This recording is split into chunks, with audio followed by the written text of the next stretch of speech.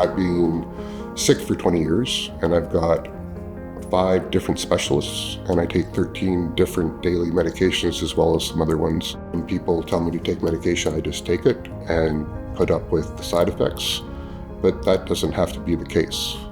The changing point for me is you can spend the rest of your life living or you can spend the rest of your life dying. And I want to spend the rest of my life living. Working at the clinic was really rewarding because of the positive impact that it was able to have on patients. I left the hospital with a tremendous amount of medication, and I got progressively sicker and sicker and sicker, not realizing that it was the medications making me much more sicker. Then when I went for my first appointment, which I came to this building and had a sit down with a clinician and a student, that they could very, very clearly see that I was having interactions. This is why it became apparent to me that I needed this service. We got started right around the beginning of COVID. At that time, we were just doing phone calls and or video calls. I've come to like the video calls, so that's what I do. As the clinic is a teaching site, we do offer a variety of teaching and learning opportunities. That can be in the form of direct patient care practicum, so being directly involved in interacting with patients, providing healthcare. It could also be in the form of project or research work. They're able to shadow the clinicians on what they do during consultations. And they're all around, actually. That's what I really like about the clinic, is because they're very flexible.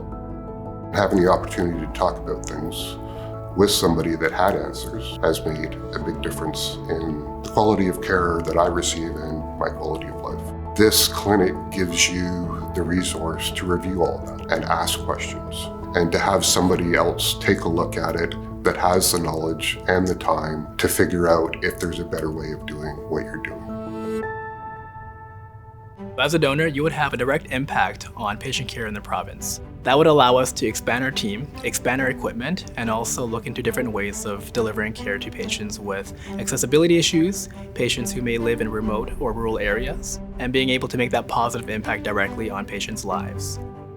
We have relationships with First Nations health authorities, so addressing primary healthcare needs of First Nations peoples across the province and how we can assist pharmacists in those communities, as well as providing care to those patients, and in rural and remote areas as well. Things like problem solving, taking initiative, and like knowledge translation and communication skills. I think I learned quite a whole package of skills through my experience. They really care about my learning and also my future career. By providing our students opportunities within the clinic to see pharmacists practicing at full scope, the ability for those students to then, upon graduation, go back to their own communities and improve the health of people in their own communities. So it's not just about changing healthcare now, it's about improving the education of those pharmacy students for them moving out and being practitioners in the future.